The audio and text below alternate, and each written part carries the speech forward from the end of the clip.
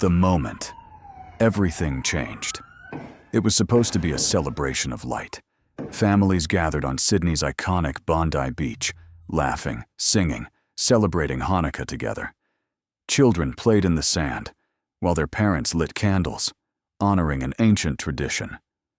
The sun was setting over the Pacific Ocean, casting golden light across one of Australia's most beloved landmarks. Then, in an instant, paradise became a nightmare.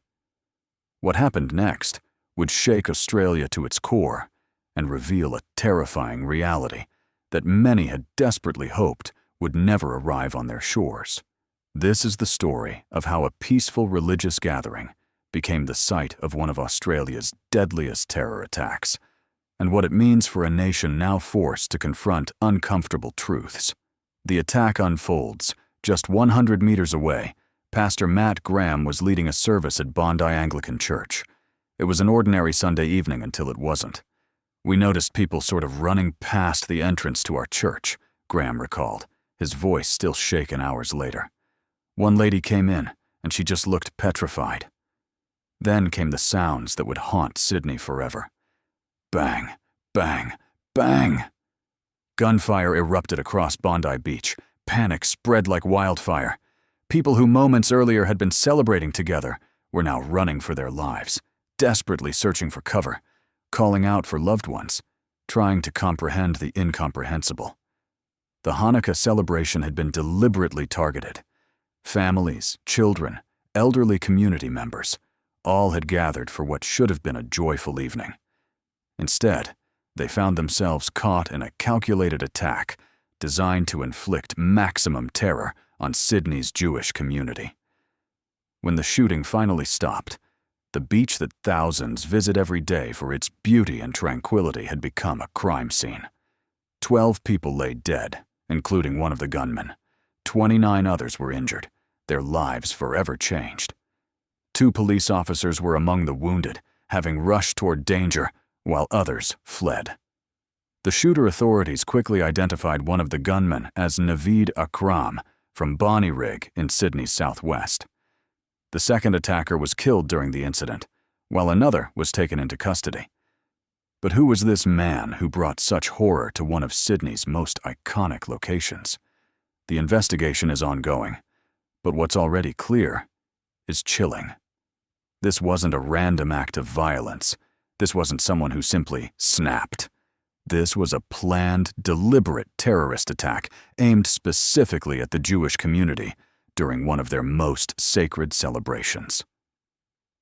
A community in shock.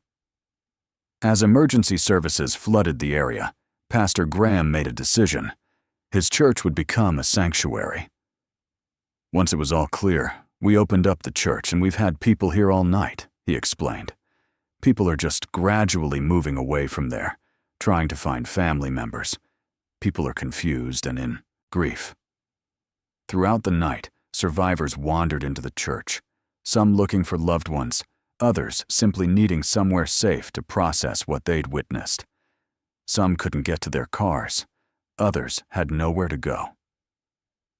"We've had people wandering in saying, 'My car's down there and I can't get home,'" Graham said. "So we've got people who have been shuttling people to their homes all across Sydney. We're getting people walking in constantly, just needing a bit of food or a hug or a prayer." The church planned to remain open all week, a small light in the darkness that had descended on Bondi. The political response.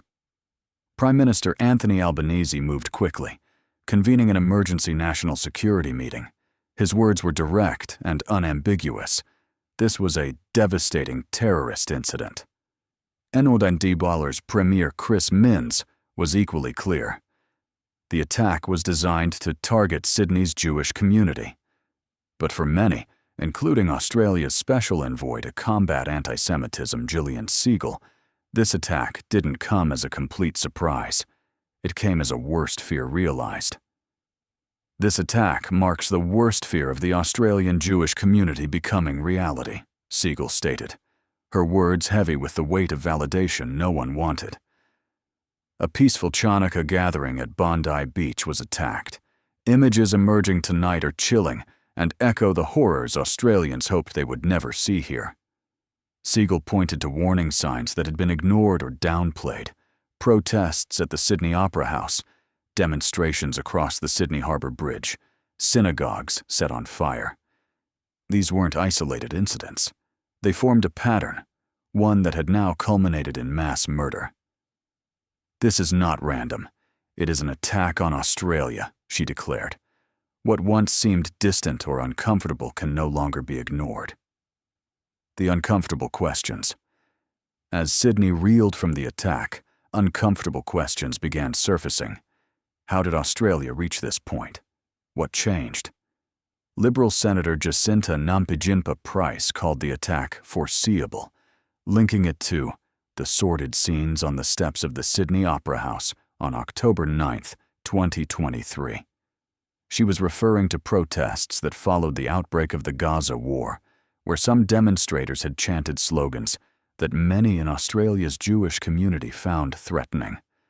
The opposition had been critical of the Albanese government's handling of rising anti-Semitic incidents. Now, with bodies on Bondi Beach, those criticisms took on new urgency. Senator Dave Sharma, a former ambassador to Israel, called it an appalling and grotesque act of violence, seemingly directed at our Jewish community. Liberal backbencher Andrew Hastie described it as cold-blooded murder and said, "This is not the Australia we know and love, and something has got to change." A nation at a crossroads.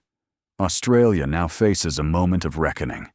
The terror threat level remains at probable, meaning intelligence services consider there to be a 50-50 chance of another attack occurring.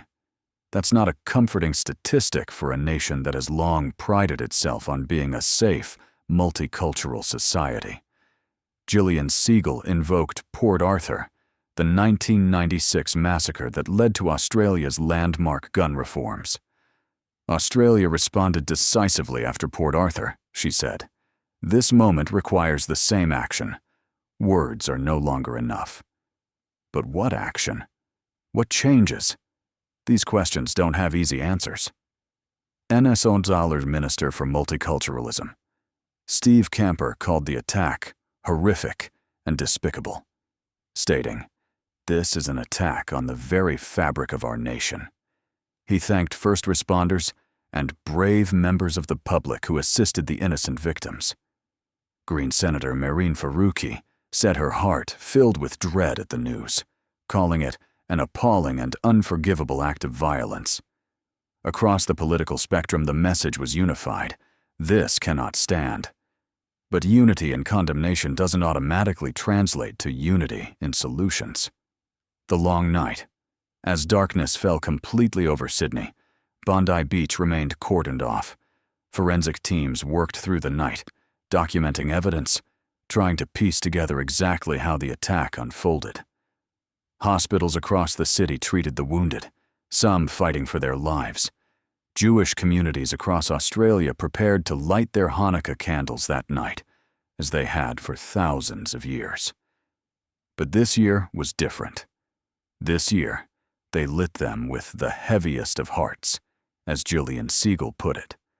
The Festival of Lights, which celebrates the triumph of light over darkness, of hope over despair, had been targeted precisely because of what it represented. The attackers wanted to extinguish that light. They failed. But they did succeed in changing Australia. The nation that woke up that morning is not the same nation that went to sleep that night. What comes next? The investigation continues. Questions remain about how the attackers planned the assault, whether they had help, what their complete motivations were. Security at Jewish institutions across Australia has been dramatically increased. The government has promised action on recommendations to combat antisemitism, though critics argue those promises came too late. For the families of the 12 victims, none of this matters much right now. They're planning funerals, not policy changes. They're grieving loved ones who left home expecting to celebrate and never came back. For the survivors, therapy and trauma lie ahead. Some will recover physically, but carry psychological scars forever. Others face long roads to physical recovery. For Pastor Matt Graham and his congregation, the work continues. "I think we're going to be open all week," he said, "just being here in the community and seeing how we can help." And for Australia as a whole, a fundamental question hangs in the air. How do we move forward from this? How do we prevent it from happening again? And how do we maintain the open, tolerant society we aspire to be while also keeping our citizens safe? The attack on Bondi Beach wasn't just an attack on the Jewish community, though they bore the horrific brunt of it. It was an attack on the idea of Australia itself, on the notion that people of all backgrounds can gather peacefully, celebrate their traditions openly, and live without fear. The response to this attack will define Australia for a generation. The world is watching.